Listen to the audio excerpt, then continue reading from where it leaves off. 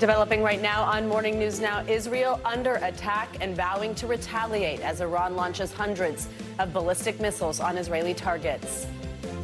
Go! Go! Go! Go! Now, Iran urging the U.S. to step aside and warning that any retaliation would be met with an even tougher response, all while Israel sends more troops into Lebanon. We'll bring you the latest from the Middle East. Also this morning, a vice presidential hopeful confrontation. Minnesota Governor Tim Walz and Ohio Senator Vance facing off on the debate stage. If Kamala Harris has such great plans for how to address middle-class problems, then she ought to do them now, not when asking for a promotion. So, America, I think you've got a really clear choice on this election of who's going to honor that democracy and who's going to honor Donald Trump. We have team coverage with highlights and analysis with Election Day now less than 5 weeks away. Plus, shipping standstill this morning. Dock workers leaving the ports for the picket lines along the east and Gulf coasts, leaving almost half of the country's imports in limbo. More on the labor dispute that could have impacts far beyond the shipping industry. And bad vibes. A new vibrating fitness device is shaking up TikTok with its promises of health benefits like weight loss and improved blood circulation. But is there any truth to the trend? What doctors think you should know before you click buy. There's not enough Tylenol in the world, I feel like. I would be that in your shopping cart, Joe? No. I'd also fall a lot. All right, good to have you with us on this Wednesday morning. I'm Joe Fryer. And I'm Savannah Sellers. We're going to get started this morning with the latest from the Middle East. Iran launched nearly 200 ballistic missiles into Israel on Tuesday in what Tehran said was a response to the killing of one of its commanders and Hezbollah leader Hassan Nasrallah over the weekend. The IDF said it intercepted most of the missiles fired at the country. But the Israeli military says at least one person was killed and several others injured. Prime Minister Benjamin Netanyahu is vowing to retaliate, saying Iran will pay. The attack came just hours after Israel said it launched a, quote, limited and localized ground operation against the Iran-backed Hezbollah in Lebanon.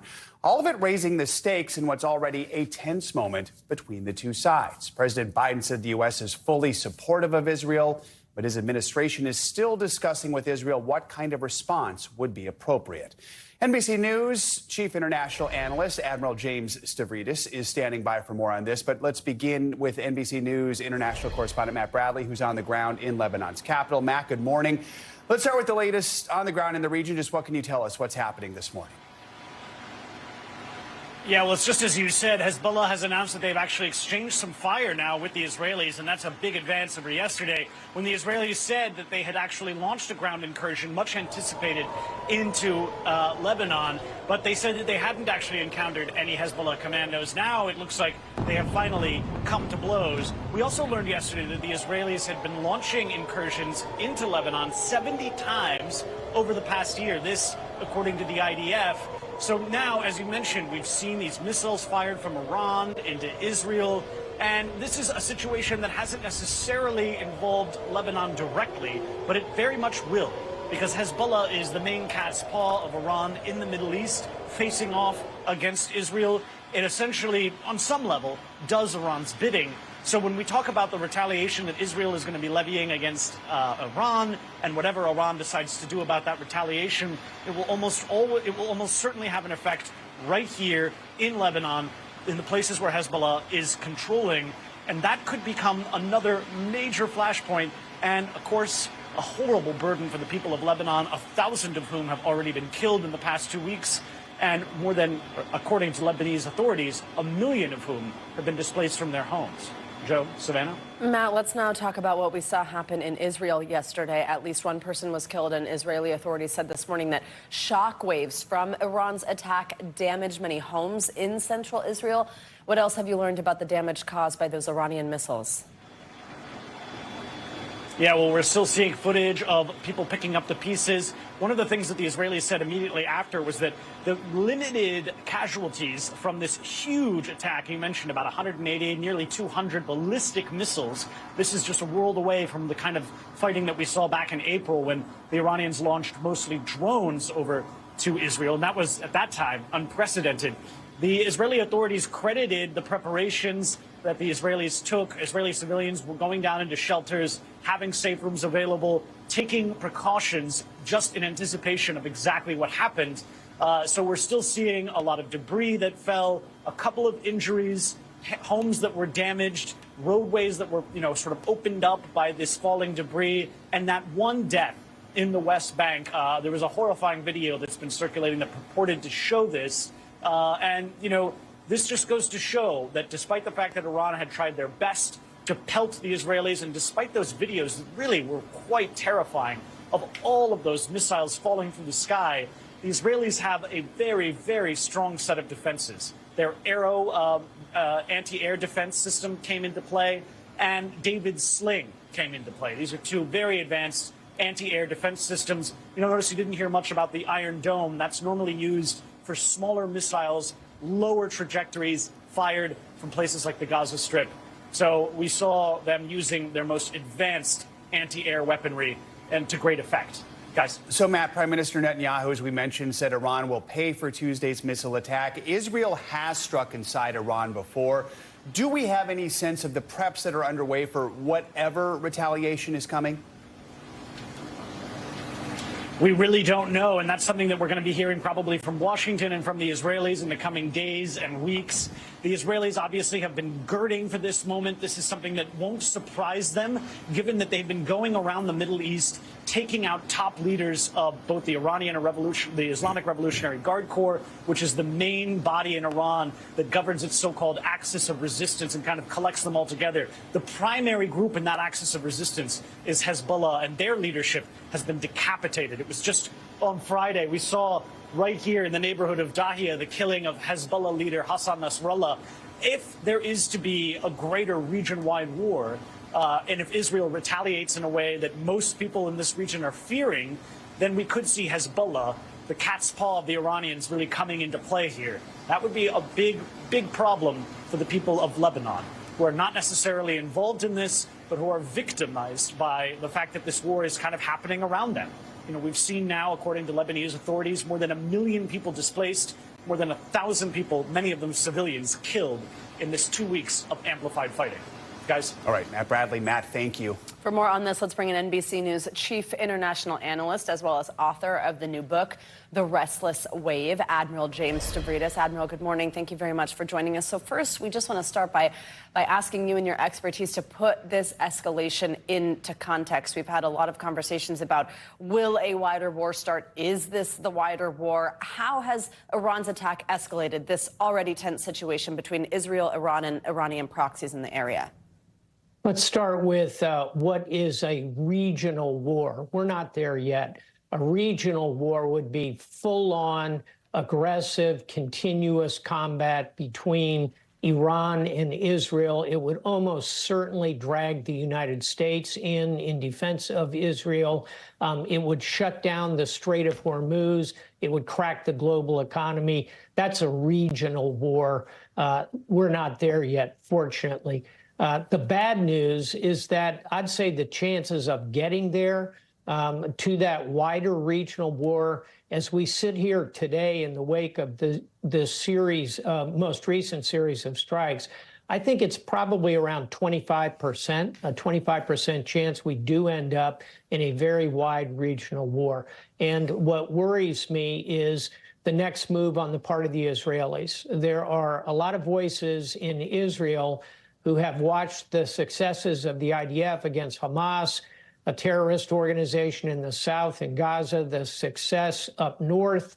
As Matt said, the killing around the region of many of the enemies of Israel feels like a go-for-it moment to many Israelis. Hey, Iran is a nation of 90 million people. Israel is a country with 10 million people. Ultimately, that's not a good correlation of forces. Let's hope the Israelis strike back. I think they're going to, and they should. But the idea of launching a war, a serious war with Iran, unfortunately is on the table, and it's very dangerous. Yeah, I mean, that strike back, what shape do you think it could take, and then where would things go from there? Yeah, exactly the right question. If I were in the Israeli Defense Forces version of the Pentagon, and I've been there many, many times. I was in charge of U.S.-Israeli military-to-military relations for 4 years when I was Supreme Allied Commander of NATO. What they are presenting to the War Cabinet are a series of escalatory options that probably run from a major cyber attack to go after the economy, up to special forces, further targeted killings, perhaps in Tehran, cruise missile strikes, perhaps from the sea, going after energy infrastructure, or perhaps the nuclear facilities. You kind of work your way up in terms of the options you present. And at the top of that list is full-on alpha strikes over the capital, Tehran. I doubt that's where the War Cabinet is going to go, Joe. I think the choice will probably land in a fairly aggressive strike directed, I would guess, against the Iranian nuclear facilities. That is a pretty tempting target if you're Israeli. Admiral Stavridis, thank you so much. We so appreciate your expertise and context this morning. Closer to home, Ohio Republican Senator J.D. Vance and Minnesota Governor Tim Walz went head-to-head last night in the vice presidential debate. It's likely the last time both candidates will spar face-to-face. Both campaigns will spar face-to-face before next month's general election. The candidates struck a more cordial tone compared to the previous presidential debates, an approach many have dubbed now as Midwestern nice. Instead, the men focused their criticism on the other's running mate, Vice President Harris, of course, and former President Trump. The candidates sparred on issues like the economy, immigration, abortion rights, and the Middle East, with perhaps the tensest moment coming when Walz challenged Vance over Mr. Trump's denial of the 2020 election result. Let's watch some of the highlights from last night. Look, our allies understand that Donald Trump is fickle. He will go to whoever has the most flattery or where it makes sense to him. Steady leadership like you witnessed today, like you witnessed in April. Both Iranian attacks were repelled. Our coalition is strong, and we need the steady leadership that Kamala Harris is providing. When was the last time that an American president didn't have a major conflict break out? The only answer is during the 4 years that Donald Trump was president. We could come together and solve this if we didn't let Donald Trump continue to make it an issue. I believe Senator Vance wants to solve this, but by standing with Donald Trump and not working together to find a solution, it becomes a talking point. And when it becomes a talking point like this, we dehumanize and villainize other human beings. Governor Walz brought up the community of Springfield, and he's very worried about the things that I've said in Springfield. The people that I'm most worried about in Springfield, Ohio, are the American citizens who have had their lives destroyed by Kamala Harris's open border. Donald Trump made a promise, and I'll give you this. He kept it.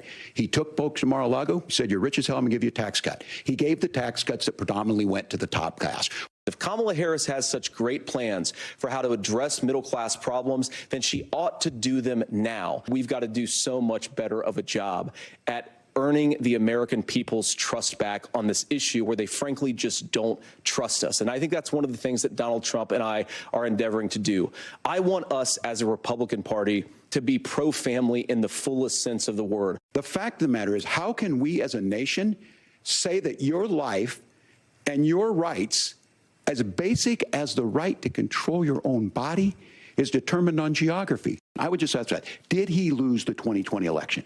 Tim, I'm focused on the future. Did Kamala Harris censor Americans from speaking their mind in the wake of the 2020 COVID situation? That is a damning non-answer. That's what we're asking you, America.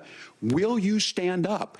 Will you keep your oath of office, even if the president doesn't? I think you've got a really clear choice on this election of who's going to honor that democracy and who's going to honor Donald Trump. NBC News correspondent Dasha Burns joins us now. Dasha, good morning. So this was more of a policy-focused debate between the VP hopefuls. How refreshing. What were some of the key issues and moments that actually drew contrasts between these candidates? Yeah, guys, I don't know if anyone was quite expecting this tone and tenor of the exchanges between these two men. Look, VP nominees are typically expected to be the attack dogs for their candidates. And these two largely have been. I mean, remember, Vance had been attacking Walz over his military record. Walz is the one who kind of coined the whole weird thing when it comes to Trump and Vance. So that's what we saw before they came face to face. And once it came face to face, though, it was civil, it was congenial, friendly and empathetic at times. But there were some moments of Walz, initially struggled a little bit to get his sea legs, especially when it came to foreign policy, struggled to answer a question about a discrepancy on his time in China. But he did have that moment with Vance that has been going kind of viral. People have been talking about when he asked Vance if Trump lost the 2020 election, and Vance gave that non-answer.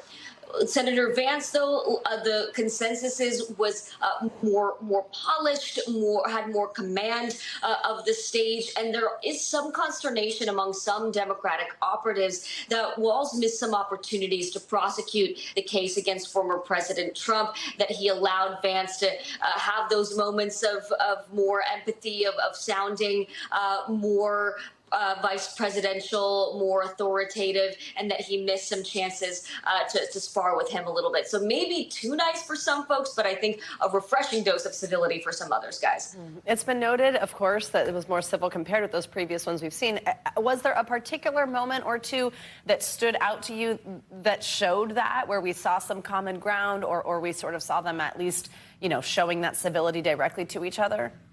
Yeah, there were some even, really seemingly genuine and spontaneous moments of sympathy and empathy and exchanges between the two. There was one in particular I want you to listen to. Look, I got a 17-year-old, and he witnessed a shooting at a community center playing volleyball. Those things don't leave you. Tim, first of all, I didn't know that your 17-year-old witnessed a shooting. And I'm sorry about that, and I hope that he's doing okay. Christ have mercy. It is awful. And the phrase, I agree or I don't disagree, guys, that was used more than a dozen times in this debate, which I think says a lot. All right, Dasha Burns. Dasha, thank you so much. Let's get more analysis on this with NBC senior national politics reporter, friend of the show, Jonathan Allen. John, good morning. Thanks for being here. So were you surprised at the vibe, at how civil and cordial this debate ended up being? And how do you think that does resonate with people? Well, let me just say that having listened to Dasha, I agree, or I don't disagree with pretty much everything she said. But I wasn't personally shocked that this appeared to be civil compared to what we've seen in recent presidential debates. Donald Trump is a unique character in debates who ends up having bombastic exchanges with other candidates. J.D. Vance is a senator. Tim Walz served in the House of Representatives. He's a governor who deals with, Republicans in his state from time to time. So it didn't shock me. The other thing is both of these guys want to be cautious. But the main takeaway I have from this is that very few people are going to change their votes based on these two candidates. Donald Trump is somebody that pretty much every American has a feeling about one way or the other. And by Election Day, I think that'll also be true of Vice President Harris. And there's also the question of whether some of those undecideds were even watching last night, or at least watching for the entire 90 minutes. I mean, so John, with the focus pretty firmly on policy and really on the names at the top of the ticket, was it clear who succeeded on style and on substance, or did it feel like a draw? I think J.D. Vance had a better performance last night than Tim Walz did. I think if you talk to Democrats, the sort of best thing they can say is that Walz appeared to be somewhat nervous at the beginning, and then sort of got his sea legs as time went on. But Vance sort of right out of the box appeared to be comfortable. Let me just say that the sort of big exception to this is the clip that you guys showed earlier, where Vance basically refused to say that Donald Trump lost the 2020 election. And I think for some independent voters who would like to see the country move forward, and some obviously are upset about Trump denying the loss in 2020, but others just want to move forward, and Vance refusing to acknowledge the obvious. I mean, Joe Biden's president, Kamala Harris is vice president, and I think may have stuck with some of them. John, fact-checking is, of course, always an important part of these debates and becomes this political buzzword on a night like this. CBS had laid out that they would be having the candidates fact-check each other. But right now, how did both the candidates do when it came to sticking to the truth? I mean, it's such a different world in this vice presidential debate than, say, the presidential debates, again, involving Trump, right? So, Trump can't go more than a sentence without saying something that is, fact checkable, either through exaggeration or sometimes through, outright, what's the right word for it? Outright falsehoods. But in this case last night, I think there were some things that Vance said that were hard to swallow on a fact check level that stood out. For example, he said that former President Trump, salvaged Obamacare when Trump was in the presidency. Actually, what former President Trump tried to do was repeal Obamacare, and he failed. And most people remember that because of the theatrical vote that John McCain cast against Trump by dropping his thumb, giving the big thumbs down on the Senate floor. So there were a few things like that last night. But I mean, compared to what we see in a Trump debate, it's just, well, there is no comparison. All right, John Allen, thanks very much. I appreciate you being here. Let's get to another incredibly important story, the recovery efforts along Hurricane Helene's path of destruction. This morning, at least 150 people are dead as a result of the storm, while more than 1 million energy customers still don't have access to power. Later today, President Biden will make his first trip to the Southeast to survey the extent of the damage in North Carolina. That's going to come just one day after the president approved major disaster declarations for several states. The White House also says more than 4,000 federal personnel have been deployed to help in the rescue and recovery efforts. NBC News correspondent Marissa Parra is in Erwin, Tennessee, very hard-hit area with the latest. Marissa, good morning. Just where do things stand when it comes to the rescues, the recoveries, and just starting this daunting cleanup all across the Southeast? Hey guys, good to be with you. So I will say that of those 4,500 federal personnel, 90 of them specifically here in the state of Tennessee to aid with search and rescue efforts. And I want to show you just another visual example of how difficult that is for first responders, for people trying to deliver aid. So you may not be able to tell, but this is the back of a church. It once stood proudly. This back half, of course, completely swept away, washed away. If you look at the top there, you can see the only remaining part of what was once this second-story room, those books sitting right next to that mirror that remains shattered right next to it. And guys, when we zoom out, what you'll see is another example of the difficulty here. You have so much debris, these muddy roads. I don't even know what this was. I can't really tell what I'm standing on. And this is the challenge for so many of these smaller mountain towns. And we hear this all over, by the way. So many communities that remain completely inaccessible, completely cut off. And so Carter County, a nearby county, is doing Black Hawk drops for supplies, everything from generators to water, all of those necessities. And this is something, again, that is going to be such an intense challenge for first responders, for rescuers, for people who are trying to get off of the mountain that they're stuck on. I've heard so many stories of people who did survive, but they're stuck because they can't get past the road that was washed away. They can't get the basic necessities, as you mentioned, electricity, internet, access to the outside world, water, all of those things pose a massive challenge to these crews through all of the mountain towns like the one I'm standing in, guys. Marissa, as I just said a second ago, President Biden is set to make a trip to North Carolina later today.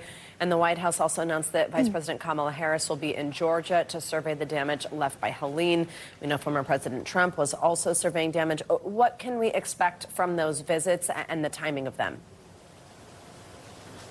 Of course. Well, it's no secret we're very close to the election. So, of course, we saw former President Trump and the Democratic nominee both slated to make their visits. Former president made his yesterday, and of course the current president Biden.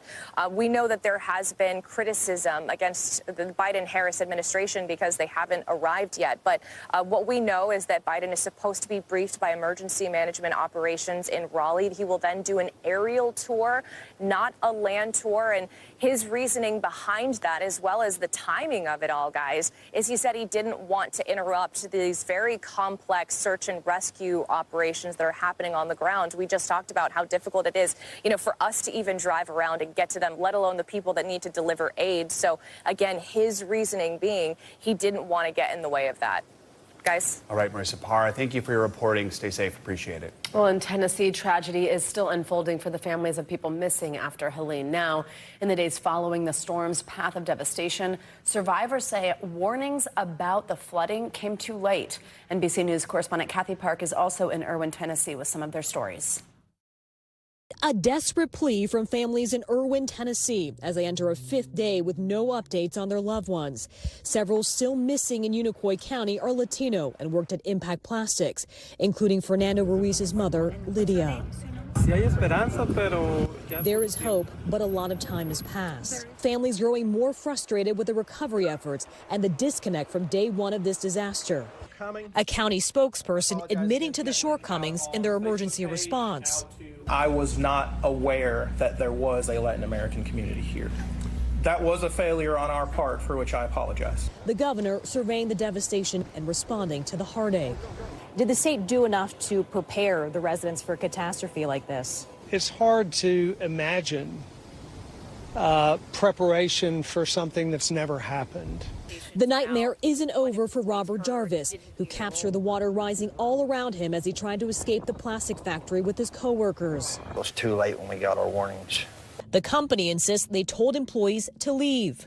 Witnessing the panic, Eric Castellon and Ronald Kell jumped into action, saving Robert and others. If me and Eric didn't do it, and a couple of my other associates didn't do what we did, they all would have been dead. And the disaster stretches all across East Tennessee, where entire roads and bridges have washed away, cutting off residents. The only way to reach them is by foot. At the height of the storm, more than 1.2 million gallons of water per second flowed over the Nolichucky River. That's more than the daily peak flow at Niagara Falls. Officials say that the priority right now is to recover bodies before they can rebuild. Back to you. Kathy Park, thank you so much. Some fall weather is making its way into the Northeast this morning. Meteorologist Michelle Grossman is tracking it all for us. Hey, Michelle, good morning. Hey there, guys. Great to see you. And we are relatively quiet across the country, coast to coast. And you mentioned that fall weather. It's a fall front that's moving through, and that's going to bring the chance of just a few showers. And that's going to diminish by later on this afternoon. But it's going to bring some really nice weather over the next several days in terms of sunshine. The Northeast, we've had a lot of clouds lately. This will push that out later on today, and then we're going to see some sunshine towards the weekend. Now we're looking towards the Gulf as well. We're looking at an area of low pressure. We're seeing showers and storms with it. So we're going to see some showers and storms into Florida. Could see some heavier downpours, maybe some lightning with any of these storms. That would be today. And then as we go throughout tomorrow, this is going to expand. This area of development here could develop into a tropical depression. We're going to watch that over the next several days, but it's going to bring some rain along the Gulf Coast. Notice these darker colors. That's where we're seeing the chance for heavier rain along the Gulf Coast. And then by the weekend, we'll see some heavier rain into Florida. So that's a story we're going to watch over the next several days. Could see quite a bit of rain in some spots, especially along the Gulf Coast, up to 2-3 inches in some spots. And Florida, you're going to see some rain as well. But overall, we are relatively quiet. We have some sunshine in the Midwest, in portions of the Great Lakes, looking really nice there. The South Central states, you're going to be hot. Temperatures into the 90s, but lots of sunshine there. Big story this week is that heat wave continuing. We're looking at temperatures well above normal for this time of year. Phoenix yesterday on October 1st hit a high of 113. That broke an all-time day record for the month of October. So we're going to see those temperatures continuing over the next several days into the weekend. That's going to be some dangerous heat, record-breaking heat, and we do have heat alerts in place. 36 million people along the West Coast and in the Southwest under heat alerts. We have heat advisories for Chico, Fresno, Bakersfield, and we have excessive heat warnings for places like Phoenix, Yuma, Los Angeles, into Monterey, because we're looking at temperatures really, really warm. And again, chasing records once again. Temperatures into the triple digits in San Jose, 102. The record there, 96. So most likely breaking the record there. Las Vegas today, 101, 102 in Burbank, and 107 in Phoenix. By the way, the normal high there is 95. So it is pretty hot, but this is unprecedented temperatures there for this time of year. Then tomorrow we're looking at Palm Springs, 111, Las Vegas, 100 degrees. Temperatures will be warm too in portions of the plain. Grand Junction, we're looking at 87, and Albuquerque, 88 degrees. So yesterday, Phoenix, 113. That was an all-time record. In October. I know, right?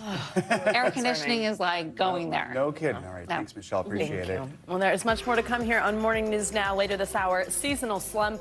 New research shows a link between less sunlight and the motivation to work out. What you can do to keep the energy up this fall. Up first after the break, port workers on the picket line. We're going to have the latest on the strike that could cripple the shipping industry and beyond. We'll be right back.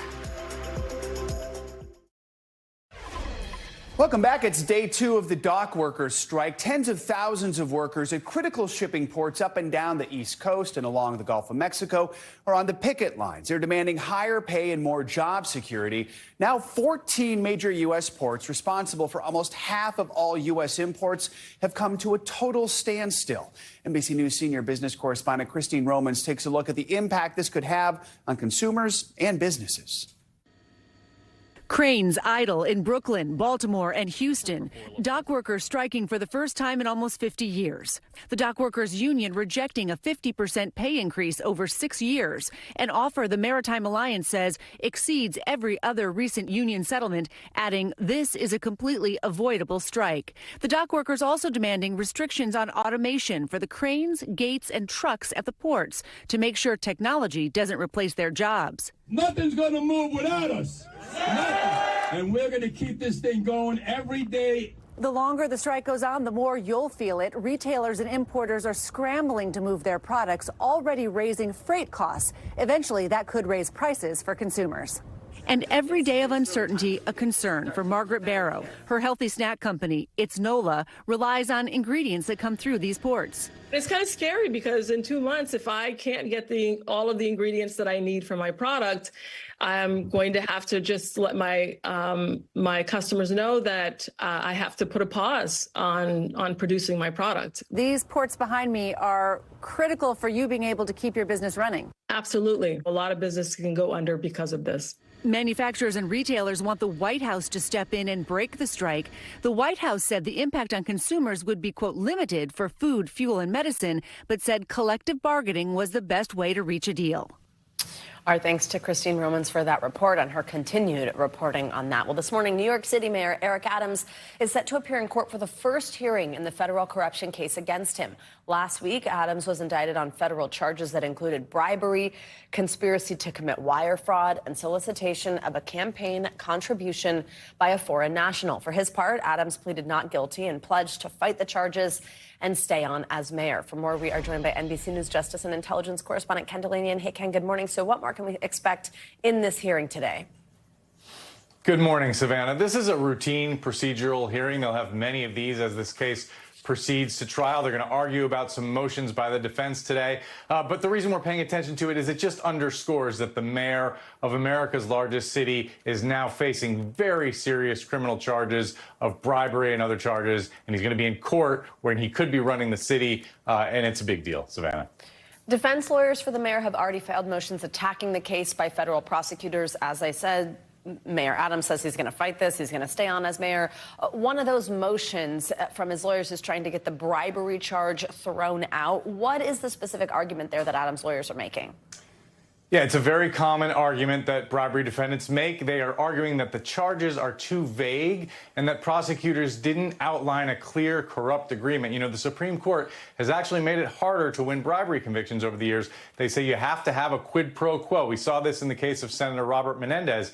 But in that case, prosecutors didn't really spell out a clear agreement, and yet the jury still found Menendez guilty because the evidence was overwhelming that he was taking action and he was receiving lucrative benefits. We'll see if that's the case here. Obviously, what prosecutors say is he was receiving benefits. Mayor Adams was receiving benefits from Turkey, upgraded business class airfare, and he did Turkey a favor by approving a building that the fire department said was not safe for occupation. Savannah. In addition to that, his lawyers are already calling for sanctions against prosecutors in this case. What are they accusing them of, and how would that work? They're accusing them of leaking, which, again, is another common feature of these kinds of public corruption cases. There have been a series of stories leading up to this indictment about this case and about other corruption cases that federal prosecutors are investigating in New York. And the defense says this was improper. They leaked grand jury information. It is illegal for a prosecutor or an FBI agent to discuss grand jury information outside of a small circle. But these cases, these allegations are generally very hard to prove. Obviously, leaks happen all the time. Information comes from all sorts of sources, not just prosecutors and FBI agents. And the defense has a steep hill to climb to actually prove those allegations. Ken Delanian, we will stay on this one. Thank you very much. Well, coming up, a potential game changer in the fight against opioid addiction. When we come back, why scientists now think popular weight loss drugs could help. Dr. John Torres joins us next in studio for our weekly checkup. Give us a wave. You're watching Morning News Now.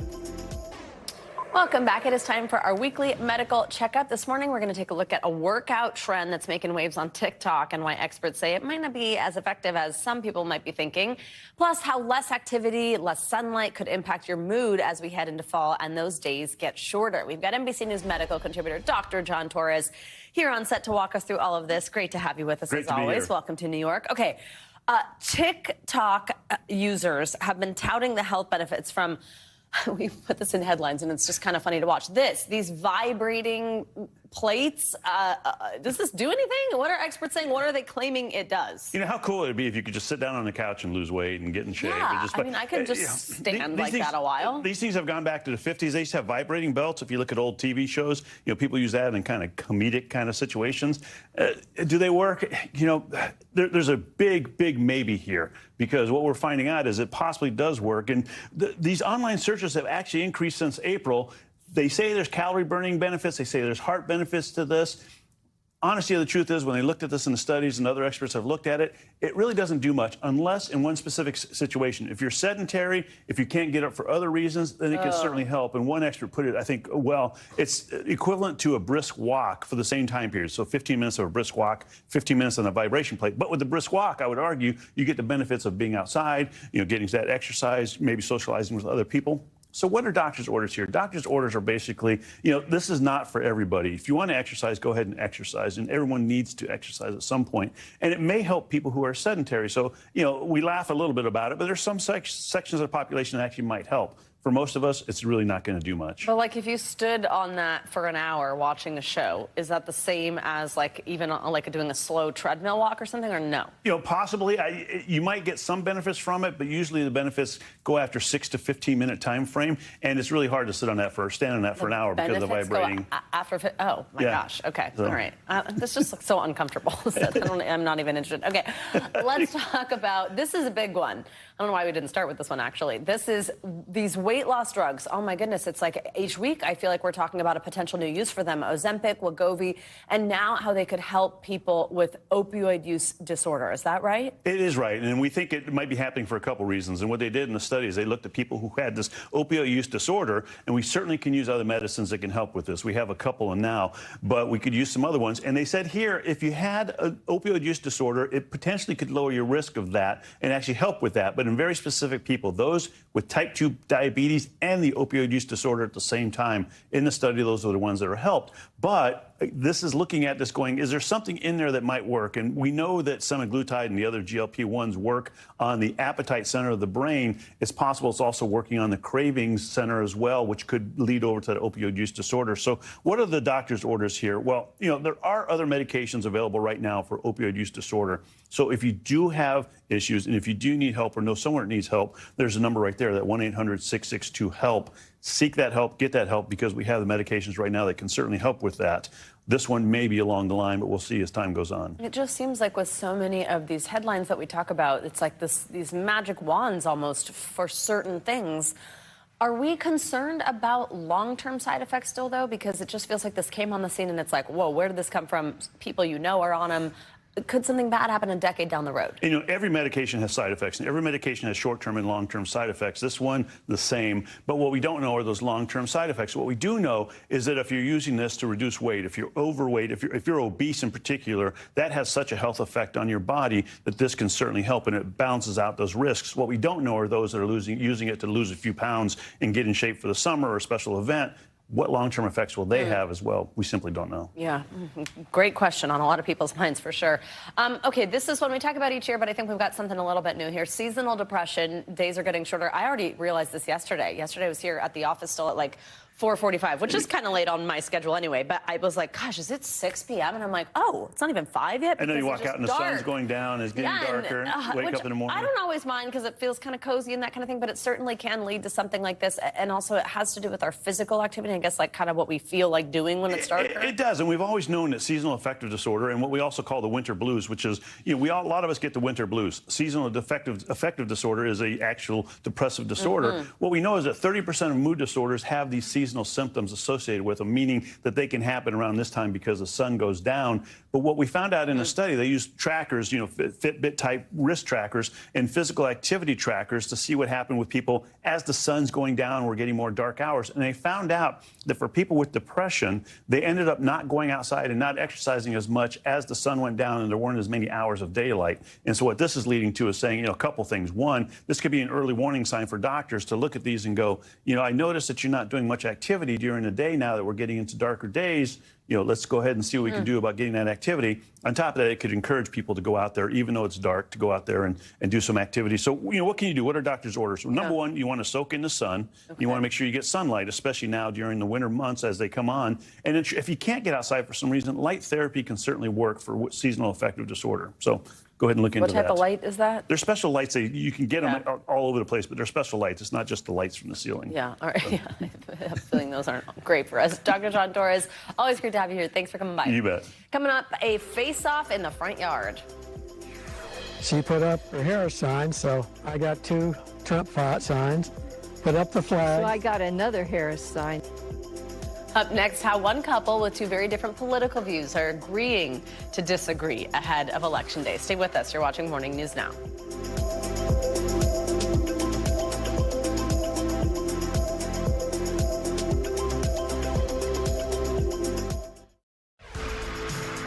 We are back with some money news, and this morning Nike stocks are taking a dive after the company's latest sales growth report. CNBC's Silvana Henao is with us with those numbers and more. Hey there. Hey, Savannah, good morning. That's right. So shares of Nike are under pressure as the company reports disappointing sales growth in its latest quarter and pulled its forecast for the rest of the year. Nike also postponing an investor day scheduled for mid-November. The company says a drop in customer traffic at Nike stores and websites was bigger than expected, leading to a backlog in inventory. Sales also declining despite higher promotions, and the news coming as a new CEO is set to take the helm. Apple is close to starting production on an updated iPhone SE that will serve as a new lower-end model when it comes out next year. Now, this would be the first upgrade to the SE since 2022. That's when Apple added 5G and a faster chip. Bloomberg reports the new phone is expected to support Apple's AI software, Apple Intelligence. The SE is the cheapest phone model with prices starting around $429. And Amazon is listing a tiny home on its website for under $20,000. The 2-bedroom mobile home is being sold by E-Monia. That's a maker of prefabricated houses, and it's made primarily of metal, and it has basic features such as a kitchen, a toilet, and a water heater. Now, the home has 2 bedrooms that can be customized and expanded to fit the owner's needs, and it's also fairly lightweight at just under 1,000 pounds, Savannah. I hope it gets same-day delivery with Prime. Could you imagine? I'd like a house by tonight. Yeah. Silvana, thank you so much. Well, there's an old saying that politics makes strange bedfellows, and for the couple from Kansas in our next story, seems true. They are counting down to Election Day with dueling yard signs for Trump and Harris, but they have found a way to disagree without being too disagreeable. Reporter Charlie Keegan from our Kansas City affiliate brings us a bipartisan love story. Something in this neighborhood caught my attention. I'm Charlie Keegan. Let me show you what I'm looking at here. The front yard of this house has signs for both Donald Trump and Kamala Harris. So I talked to people living here to find out their secret. Maggie's the aggressor, so I'm the follower. Maggie McCoy will admit she was the first to plant an election sign. She put up her Harris sign, so I got 2 Trump signs. Put up the flag. So I got another Harris sign. But this isn't the first time signs have covered this Prairie Village yard. 2004. The Kansas City Star put the couple on the front page of the newspaper in 2004. When Maggie put up the Harris sign, John Anderson, who's the Republican, said politics isn't the only disagreement these partners have had in 21 years. But she likes red wine, I like white. She likes the mountains, I like the ocean. She likes cold weather, I like warm weather. But they do agree. Political rhetoric has gone too far. Well, I think it's more polarized than ever, and I think that's very, very sad for the country. That is something that we would agree on. What works for them is staying calm, actively understanding the other viewpoint, and having a little fun along the way. It really has been amazing that this Republican is so much fun to be around. That's what she says about Trump, too. Not exactly. Even in a disagreement, opposites attract. Our thanks to Charlie Keegan for that story. Coming up, Hocus Pocus 101. We'll take you to one real-life university that's offering lessons in practical magic. Don't disappear. This is Morning News Now.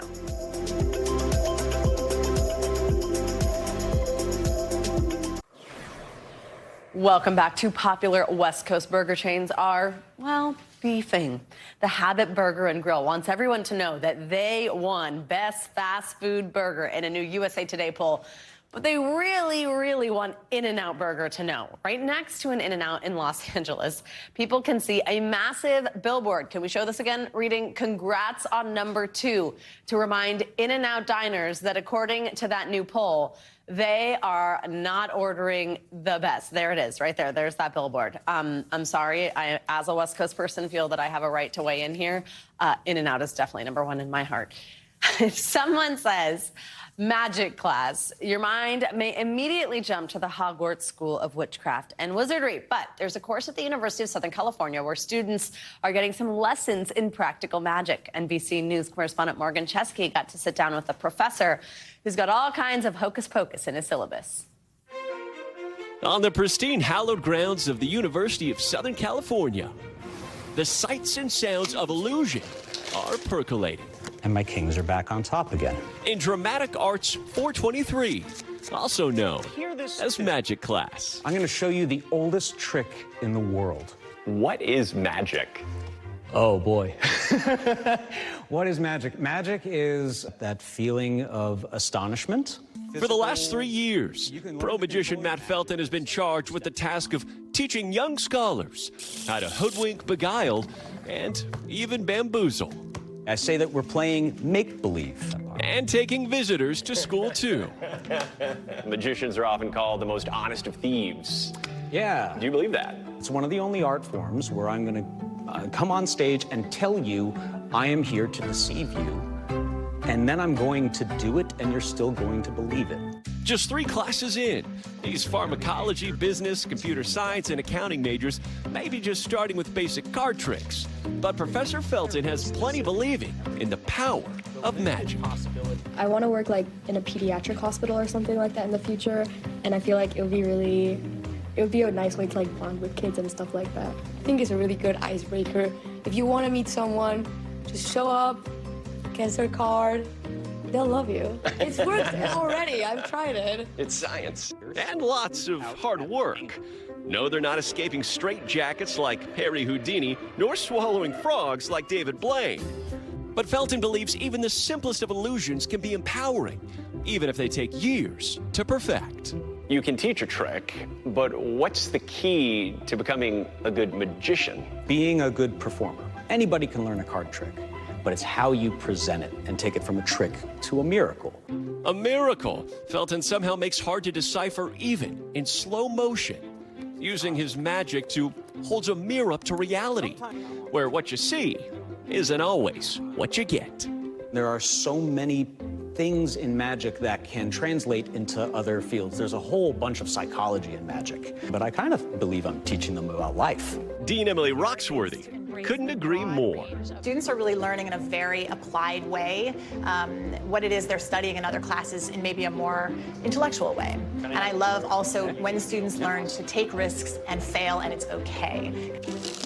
Nelson Lee graduated from USC just a few months ago, studying business, technology, and magic. He's now performing full-time, booking gigs worldwide. What is it about the act of magic that really moves you? It's relief stress, it's fun, and also it gets me going as well. I can be a kid again. Now he comes back every Friday to share his joy and show off a trick or two to eager, aspiring magicians. When they show up in your classroom to when they leave it, what's that transformation like to witness? It's incredible. And they get that first burst of applause from an audience to see the pride that they swell up with is nothing beats that. I just think that it's like super awesome because it's like real. And I don't know how to explain that properly, but I feel like it's very real. Which is why this magician turned professor won't shy away from sharing his secrets anytime soon. Magic is the one performing art where you can walk into a room with nothing and leave with everything. Our thanks to Morgan Jeske for that story. I could have taken magic in college. That would have been awesome. All right, that's going to do it for this hour of Morning News Now. Don't go anywhere, though. The news continues right now.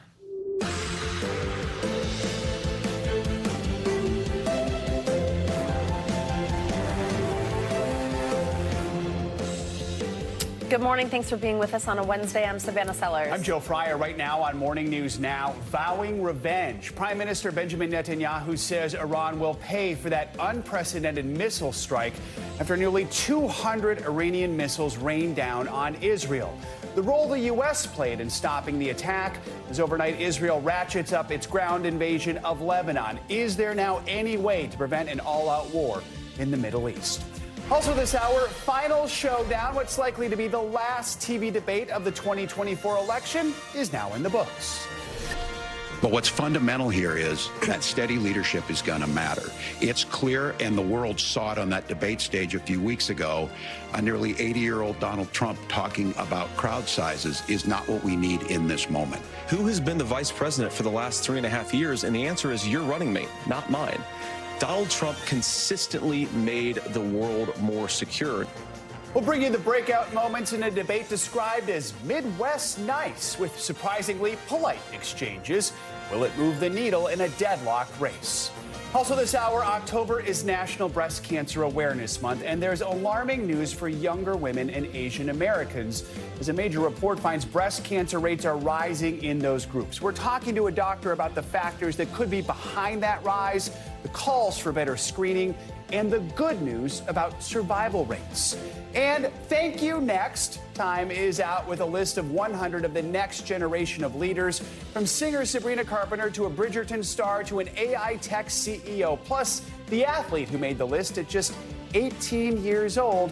All of the names you need to know about. Just went to the Sabrina Carpenter concert this week. There you Little did she know, or maybe she did know that she would be. Probably because of that photo shoot, right? Good odds. Odds are good she knew. All right, we're going to begin with the latest from the Middle East. Prime Minister Benjamin Netanyahu has vowed to retaliate against Iran after Iran launched nearly 200 missiles into Israel. It is another sharp escalation of the months-long conflict in the region. The attack by Iran came just hours after Israel said it launched a, quote, limited and localized ground incursion in Lebanon against Iran-backed militant group Hezbollah.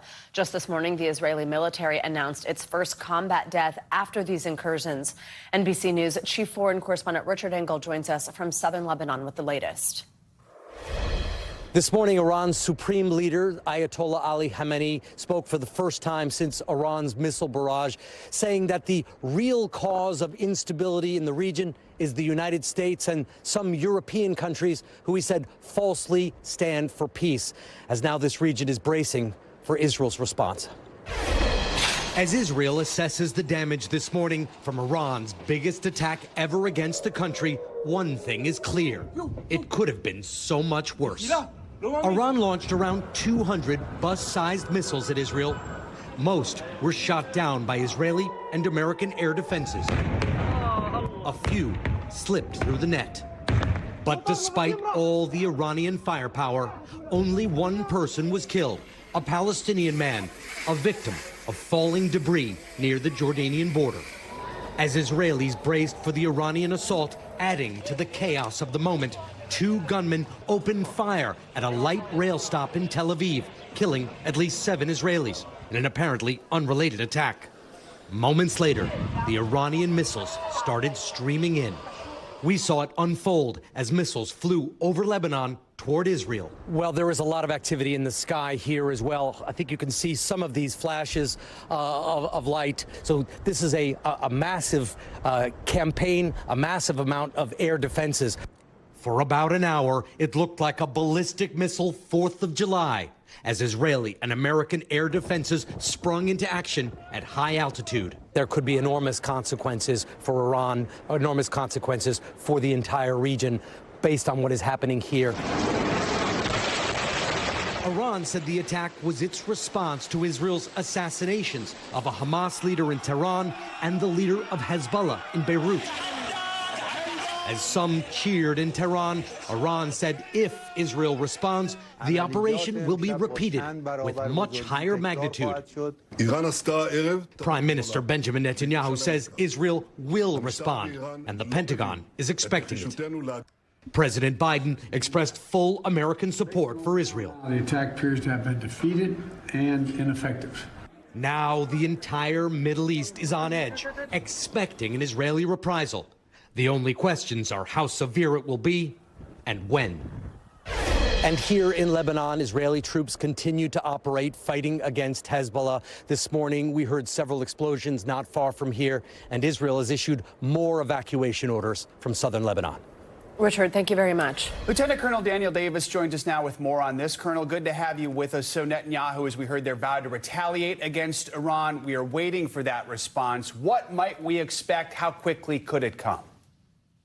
It could literally come at any time. Most likely it'll also be something that comes at night.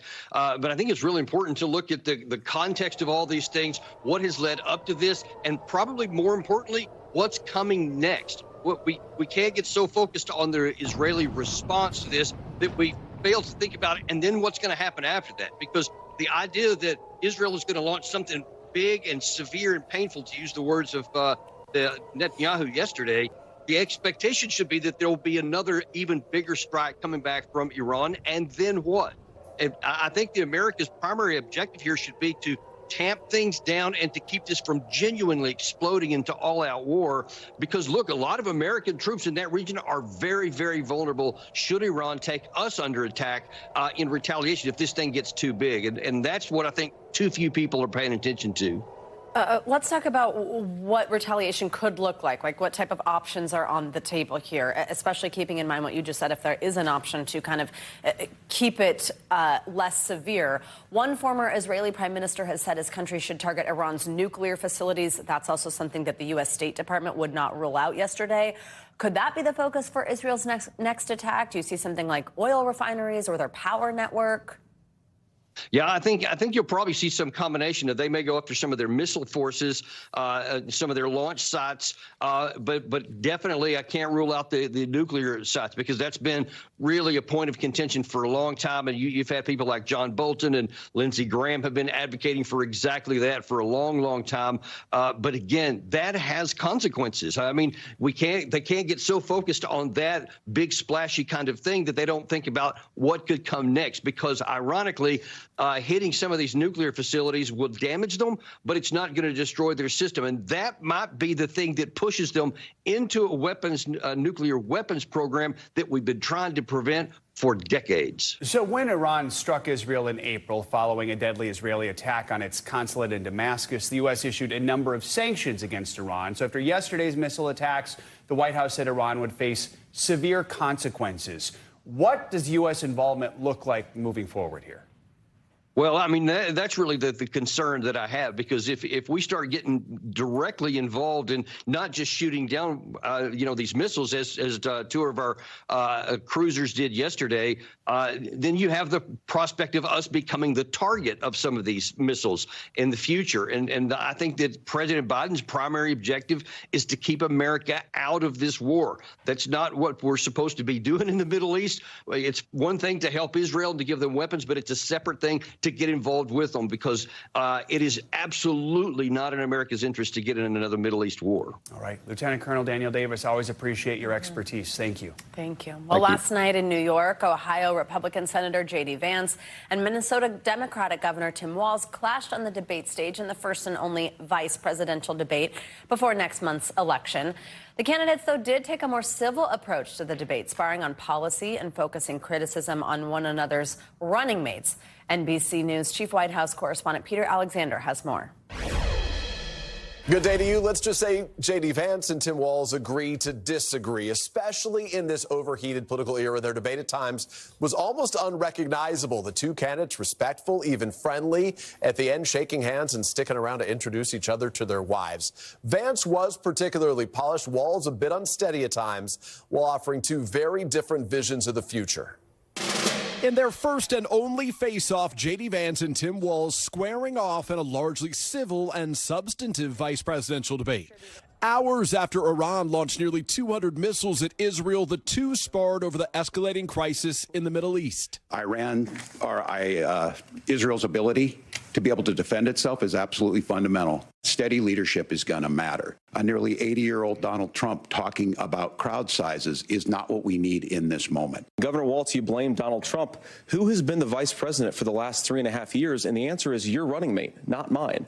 A relaxed Vance challenging Walz on America's top issue, the economy. Honestly, Tim, I think you got a tough job here because you've got to play whack-a-mole. You've got to pretend that Donald Trump didn't deliver rising take-home pay, which of course he did. You've got to pretend that Donald Trump didn't deliver lower inflation, which of course he did. And then you simultaneously got to defend Kamala Harris's atrocious economic record. Vance and Walz focusing most of their attacks on their opponents' running mates, not each other, and finding some common ground when Walz shared a personal story about gun violence. I got a 17-year-old, and he witnessed a shooting at a community center playing volleyball. Those things don't leave you. But turning contentious on immigration, Walz mocking former President Trump for not delivering on his signature campaign pledge. He promised you, America, how easy it would be.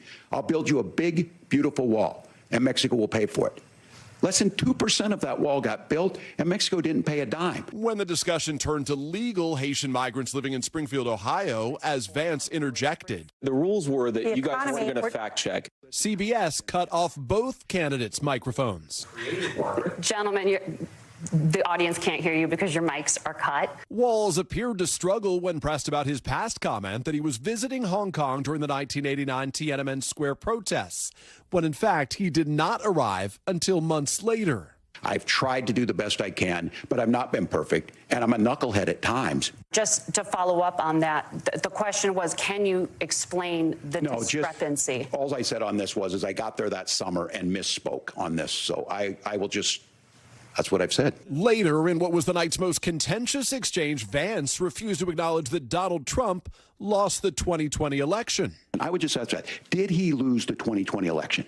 Tim, I'm focused on the future. Did Kamala Harris censor Americans from speaking their mind in the wake of the 2020 COVID situation? That is a damning non-answer. Walz tacking on this jab about former Vice President Mike Pence's refusal to overturn the election on Trump's behalf. When Mike Pence made that decision to certify that election, that's why Mike Pence isn't on this stage. Another sharp contrast on abortion rights. We trust women, we trust doctors. Vance claimed he never supported a national abortion ban, but just 2 years ago, he backed a proposed nationwide ban after 15 weeks of pregnancy with some exceptions, and said the Republican Party had work to do. We've got to do so much better of a job at earning the American people's trust back on this issue where they frankly just don't trust us. The candidates all return to the road today. Trump at fundraisers in Texas. Both President Biden and Vice President Harris are going to survey storm damage. Harris in Georgia, Biden visiting both Carolinas. And as for their parts, Walz and Vance are back in Pennsylvania and Michigan, two swing states that could decide it all. Back to you. Peter, thank you so much. We turn now to ongoing recovery efforts in the aftermath of Hurricane Helene. It is now one of the worst storms the country has ever seen. At least 150 people have now died as a result of the storm. This morning, many more are still without power or water. NBC's Craig Melvin has more on the massive cleanup underway across the Southeast. It's been nearly a week now since Hurricane Helene made landfall, ripping through the Southeast, leaving death and destruction in her path. Everything's gone. Crisis still unfolding. At least 10 states struggling mightily as the death toll rises and the search for survivors continues. We have seen devastation on a level that we hopefully will never see again. President Biden pledging to commit as many resources as needed for recovery efforts, approving major disaster declarations for areas of Florida, North and South Carolina, and sending more than 4,500 personnel from the federal level to help. Here in Asheville, many residents still remain trapped in their homes. I don't have power, water, food.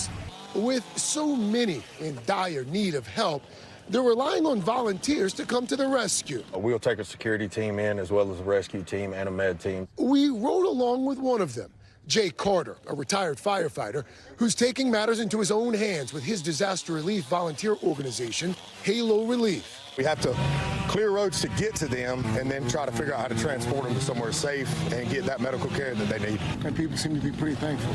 Yes, sir. It's their worst day of their life. Jeremy Locke and Aerial Recovery are jumping in too, offering help on the ground and from the sky. If there's people that are sick, elderly, babies, diabetic that want to be evacuated, they'll then get on the helicopter and leave out with us. The view from above, post-apocalyptic, towns washed away, some virtually wiped off the map. In Tennessee, destruction stretching across the eastern half of the state.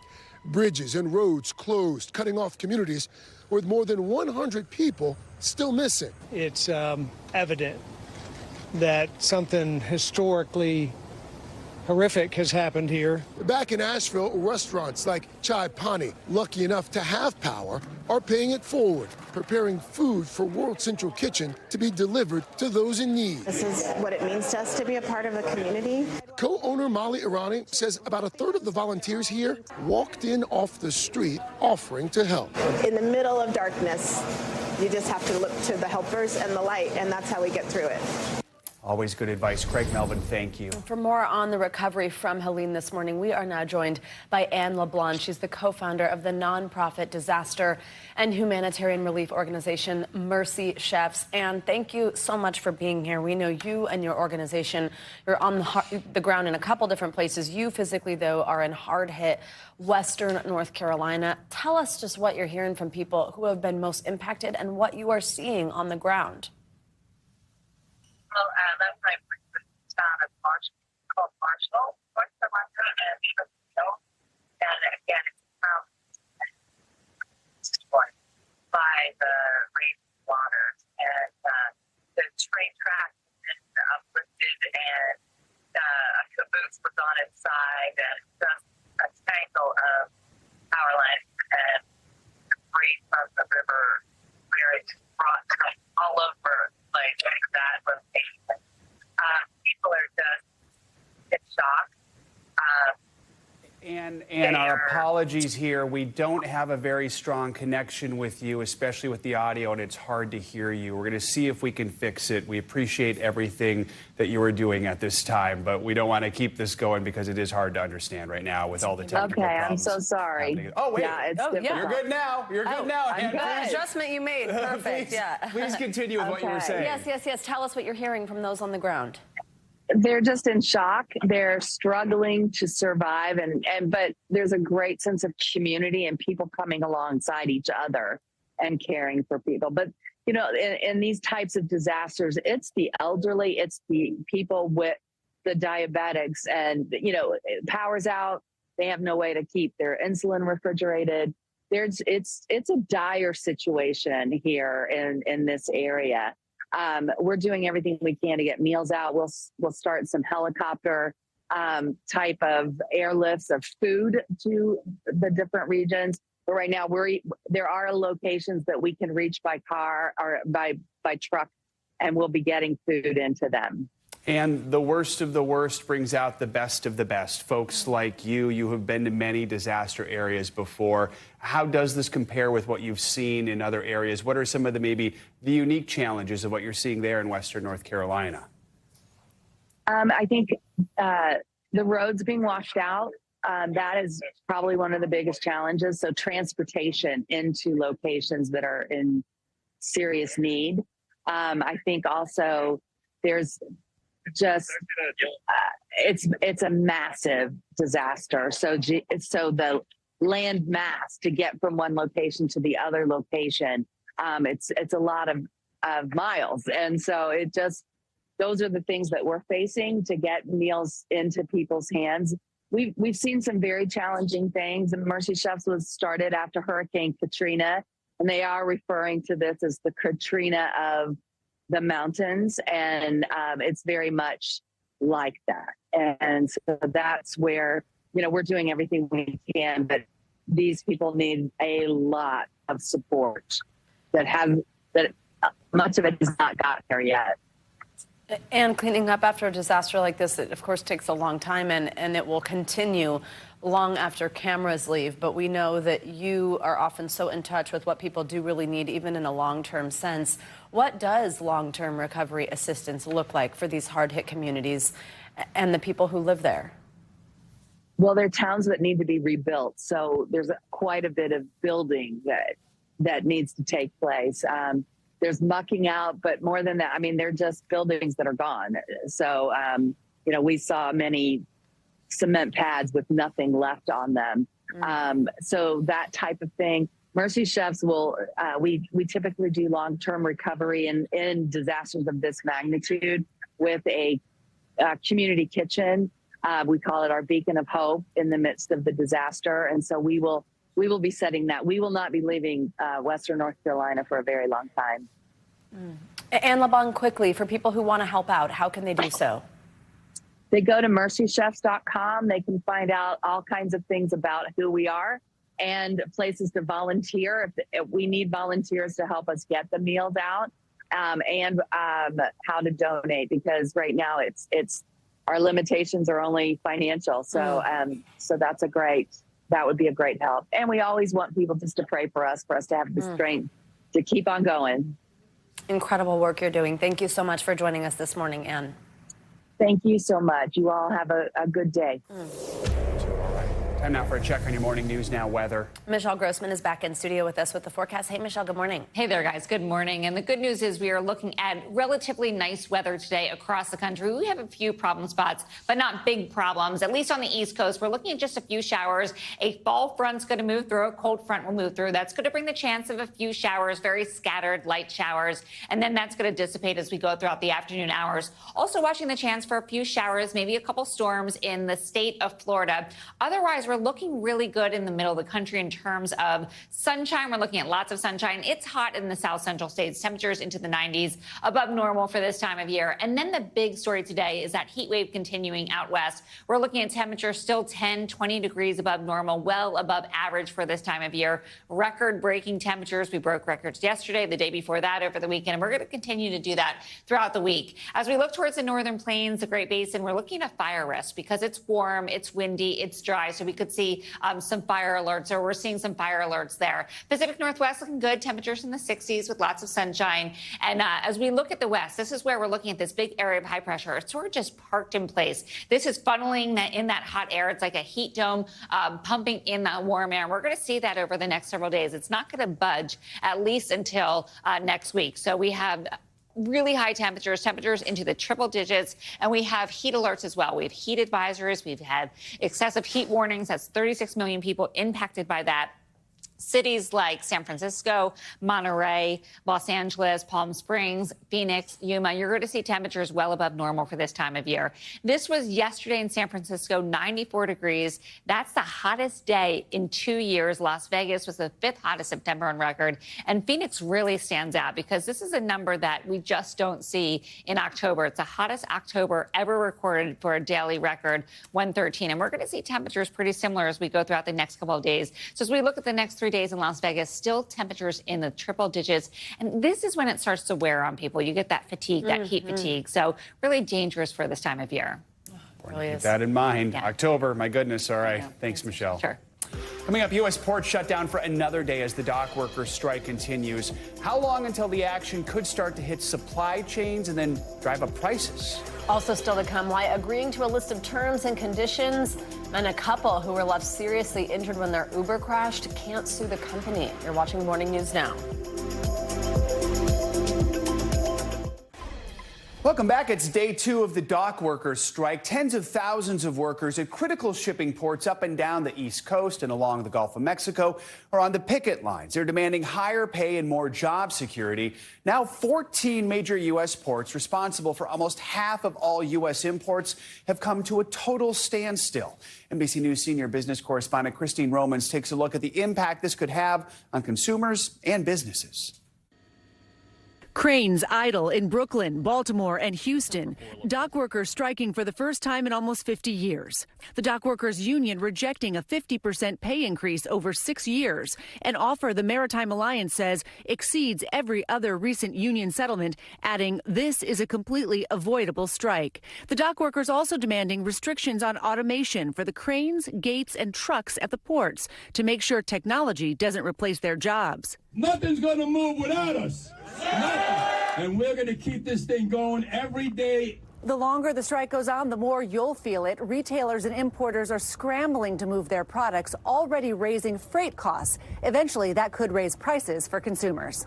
And every day of uncertainty, a concern for Margaret Barrow. Her healthy snack company, It's Nola, relies on ingredients that come through these ports. It's kind of scary because in 2 months, if I can't get all of the ingredients that I need for my product, I'm going to have to just let my my customers know that I have to put a pause on producing my product. These ports behind me are critical for you being able to keep your business running. Absolutely. A lot of business can go under because of this. Manufacturers and retailers want the White House to step in and break the strike. The White House said the impact on consumers would be, quote, limited for food, fuel, and medicine, but said collective bargaining was the best way to reach a deal. Our thanks to Christine Romans for that report and her continued reporting on that. Well, this morning, New York City Mayor Eric Adams is set to appear in court for the first hearing in the federal corruption case against him. Last week, Adams was indicted on federal charges that included bribery, conspiracy to commit wire fraud, and solicitation of a campaign contribution by a foreign national. For his part, Adams pleaded not guilty and pledged to fight the charges and stay on as mayor. For more, we are joined by NBC News Justice and Intelligence correspondent Ken Delaney. Hey, Ken, good morning. So what more can we expect in this hearing today? Good morning, Savannah. This is a routine procedural hearing. They'll have many of these as this case proceeds to trial. They're going to argue about some motions by the defense today. But the reason we're paying attention to it is it just underscores that the mayor of America's largest city is now facing very serious criminal charges of bribery and other charges. And he's going to be in court when he could be running the city. And it's a big deal, Savannah. Defense lawyers for the mayor have already filed motions attacking the case by federal prosecutors. As I said, Mayor Adams says he's going to fight this. He's going to stay on as mayor. One of those motions from his lawyers is trying to get the bribery charge thrown out. What is the specific argument there that Adams' lawyers are making? Yeah, it's a very common argument that bribery defendants make. They are arguing that the charges are too vague and that prosecutors didn't outline a clear corrupt agreement. You know, the Supreme Court has actually made it harder to win bribery convictions over the years. They say you have to have a quid pro quo. We saw this in the case of Senator Robert Menendez.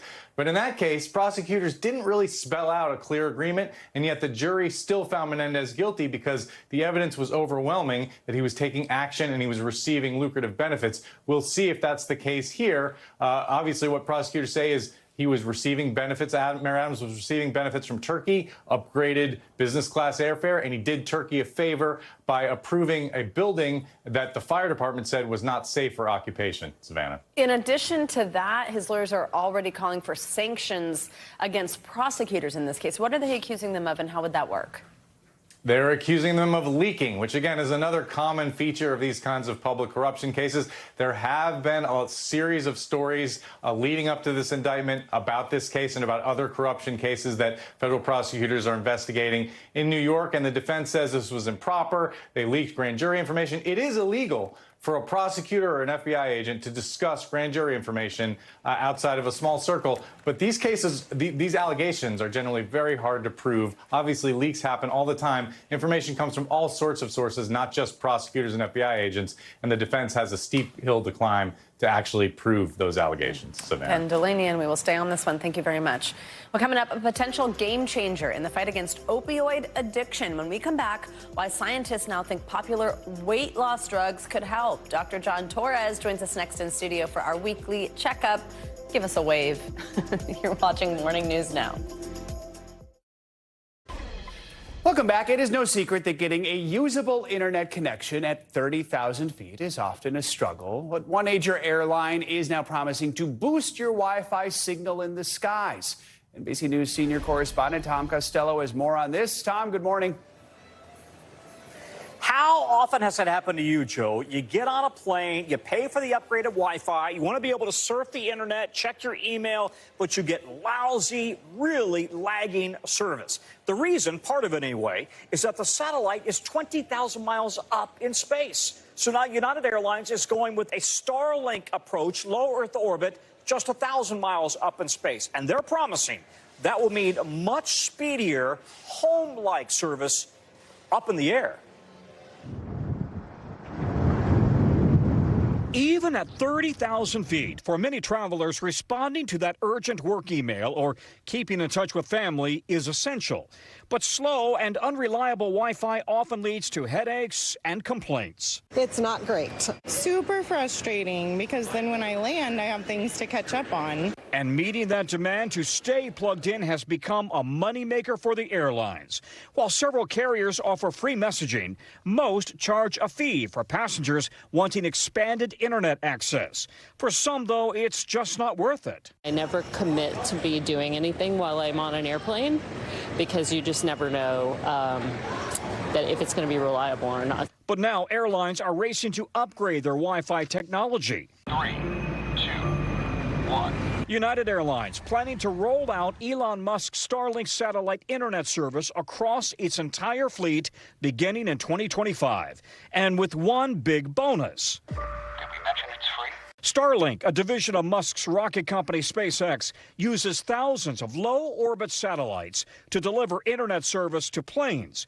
It's currently available on carriers including Hawaiian Airlines and Qatar Airways, but United will be its biggest customer yet. More and more planes are going to move towards LEO, or low Earth orbit satellite connectivity. It's going to feel like you're at home. Delta is even spending more than $1 billion upgrading its fleet to offer free Wi-Fi to its SkyMile members. Currently, many planes still use air-to-ground or ATG antennas under the plane that connect to 3G cell phone towers on the ground. But gaps in towers in remote areas or flying over water can limit service. With a satellite-based connection, ground-based units transmit signals to satellites, which then relay an unobstructed signal back to the plane. Experts predict this technology will soon become the norm. I think the future is fast and free Wi-Fi. That seems to be the way that these airlines are going. Well, I was just asking, can I watch Joe Fryer on my iPad? Yes, I can, actually. I can even watch myself on my iPad.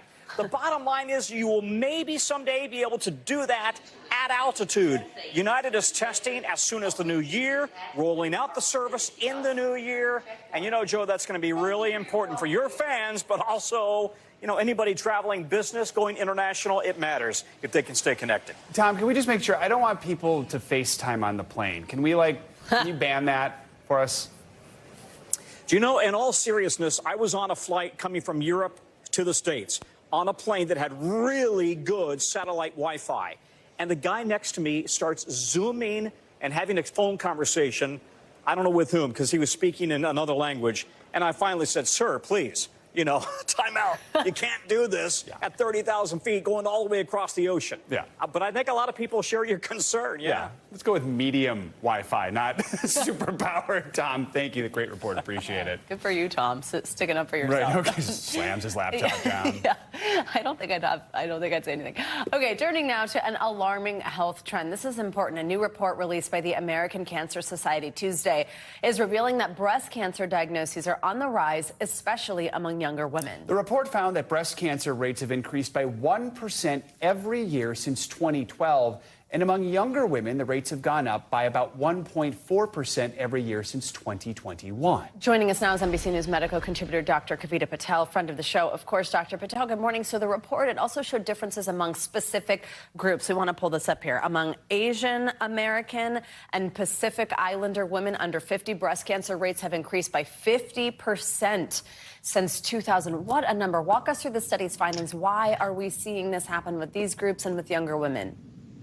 Yeah, Savannah, Joe, it is very troubling, but it's something that we've been seeing for years now, and now we have some numbers to back it up. So 20 years of data looking at breast cancer, over 200,000 of women that they looked for to see kind of patterns. And as you said, not just an annual increase, but a really troubling increase in the ages of 20 to 29. I want to call that out for a second. 2.51% annual increase in breast cancer rates for the ages of 20 to 29.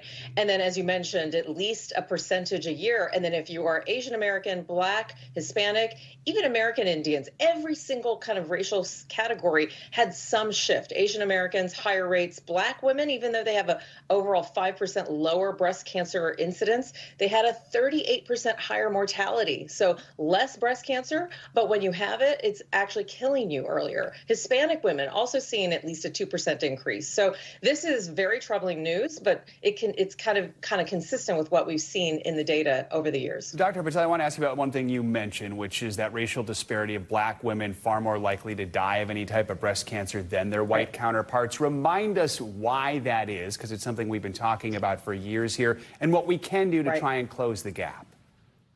Yeah, so we've been talking about this, and in fact, there's actually a separate study to try to understand what the appropriate screening interval is. Just as a reminder, we'll talk about it in a minute, but there are general screening guidelines for overall population of breast cancer. But we know that for Black women, that there are significant risk factors, not just genetic risk factors, but there are also environmental. There's a number of risk factors with Black women, especially coexisting conditions. And on top of that, this is exactly what we need to understand. When do we need to screen? And why is it that they're facing like lower survival rates, higher mortality rates?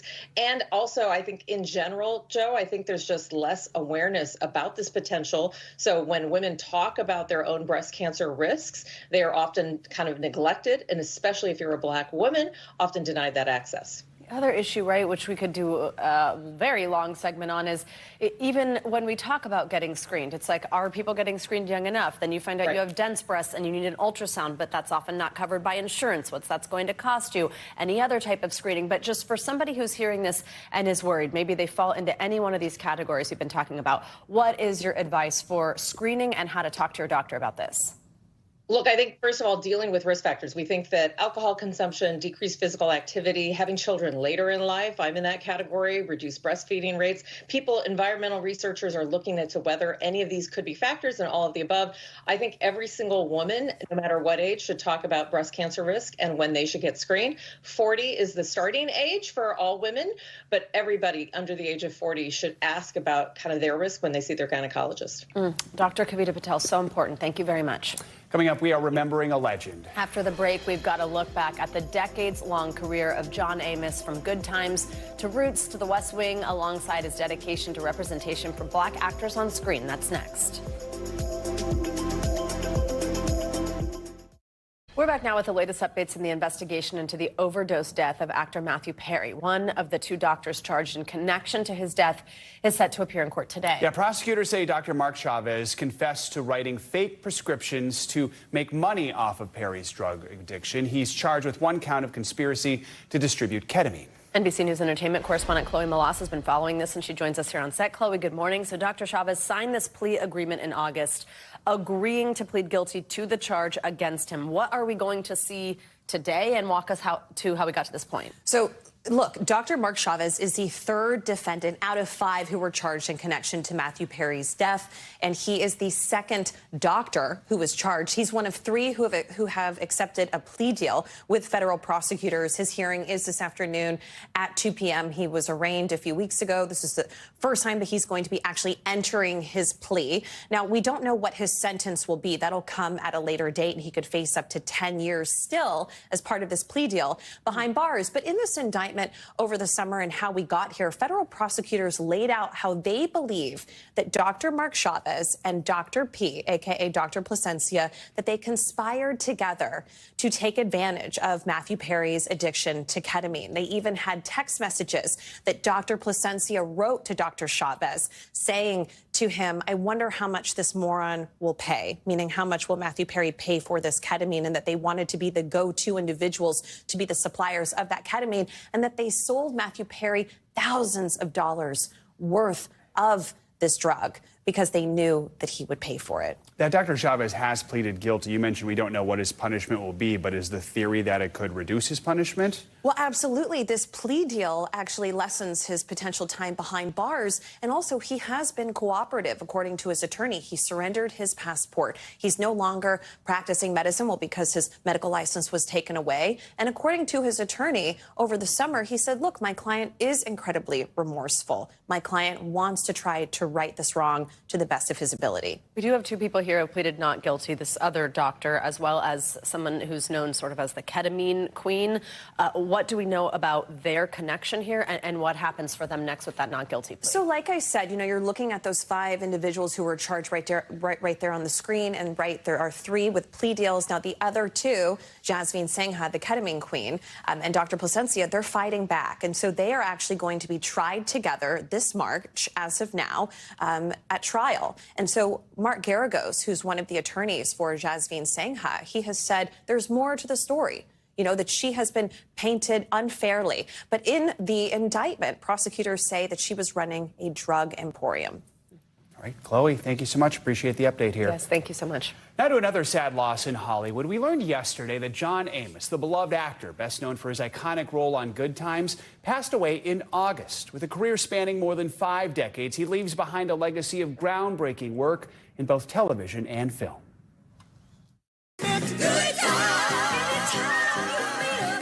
For a generation of African Americans, the hit Norman Lear show Good Times represented what many felt was the black experience in the 70s. How you gonna know where I'm at if you ain't been where I've been? Understand where I'm coming from? It was the first sitcom to center on an African American family, and for many, John Amos's father figure was the symbol of black fatherhood in America. Young men in particular, in the 30s and 40s, of every ethnicity imaginable in the world, they come up and say, "You're the dad I never had."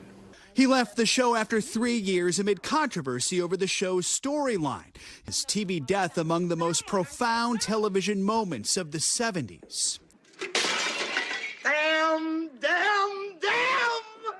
For Amos, playing powerful black characters was a priority, and his turn as the older Kunta Kinte on the epic miniseries Roots in 1977 earned him an Emmy nomination. Then I'd be free. Yeah, it was a magical moment in television. Material had never been covered that extensively before. Born in 1939 in Newark, New Jersey, Amos went to Colorado State on a football scholarship, but he was always drawn to the arts. His big break came on The Mary Tyler Moore Show. How would I know? I'm the weatherman. That led to a recurring role on Maude, and his career was launched. Amos made his mark on stage and on screen with notable roles in The West Wing, Die Hard 2, and as a lovable fast food restaurant owner in Coming to America. See, they're McDonald's. I'm McDowell's. Fans and friends alike are remembering Amos on social media. Tyler Perry writes, "Thank you for all the laughs and all the smiles you brought into my difficult young life. I will forever remember you." His son Casey celebrated his father's life with this heartfelt post. His legacy will live on in his outstanding works in television and film as an actor. He was my dad, my best friend, and my hero. John Amos was 84. Here's an interesting fact. He briefly played for the NFL. During training camp with the Broncos, he met Ernie Barnes, whose painting, Sugar Shack, famously appeared in Good Times' opening credits. Amazing. What a great look back. Incredible legacy there. Yeah. Coming up, who made the cut in a list of the leaders of the future? Yeah, Time's new 100 Next list is out this morning. It's packed with names you'll know and maybe a few surprises. It's coming up next. Stay with us. This morning, Time is out with its new 100 Next list. The list recognizes 100 emerging leaders from around the world who are shaping the futures of their fields. Yeah, this year's list includes names you're probably familiar with, like singer Sabrina Carpenter and NBA star Jaylen Brown.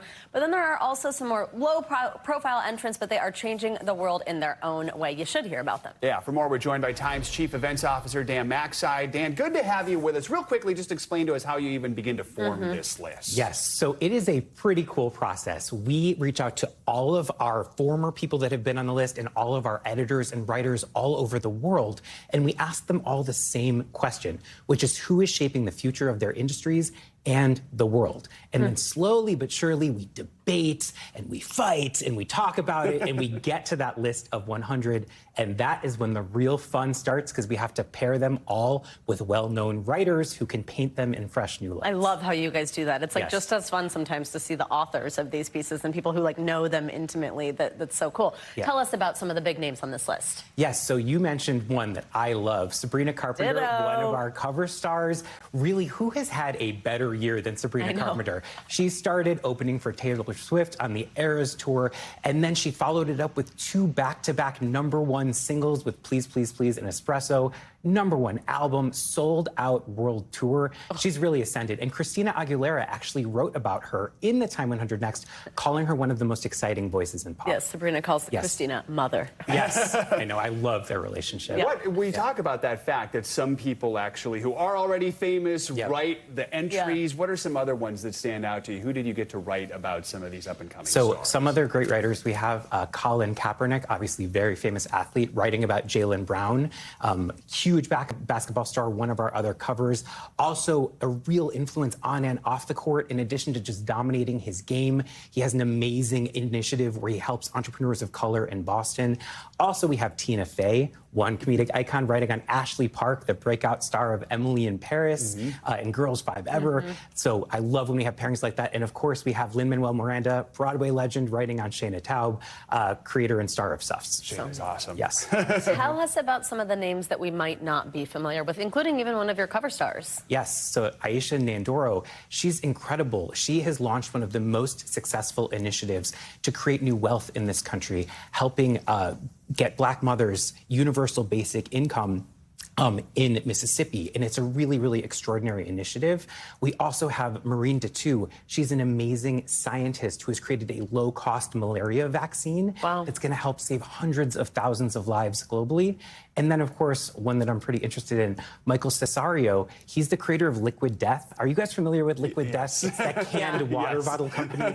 And who knew you could put water in a can? I know, but he's sort of like destigmatized drinking water at like a sports game or a concert, and it's a really interesting idea. And now it's a $1 billion company. I feel like, are you just always thinking about like who's going to be next on the next list? Yes, I go to bed at night thinking about who's going to be next. I wake up thinking about who's going to be next. It's a really fun conversation to have, because I always leave reading this list, and I think our readers do too, feeling inspired about who can change the world. Absolutely. Dan, thank you for coming by. This is awesome. Guys. Congrats on the list. Thank you. Out now. Go check out all 100. Yes. Exactly. That's going to do it for this hour of Morning News Now. Stick with us, though. The news continues right now.